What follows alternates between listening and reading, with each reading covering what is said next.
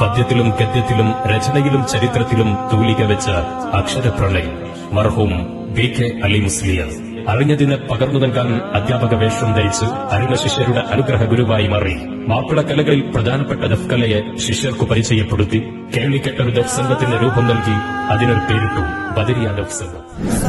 സുന്ദര സവിധമിനൊരു ചെറു സാധ്യമധുരയാ സാരിലഴകൊളി വിതറിയ മധുനബി സ്നേഹ പുകഴ്മൊഴിയാ യാ റസൂലേ ഹുദാ യാ വസീലേ സദാ സൽസബീലേ ബദാ സർവരേ സയ്യിദാ ഇരുനീക്കിയാകെ പൊരുൾപാകി നീള സുഖ സുമസുതനായകരേ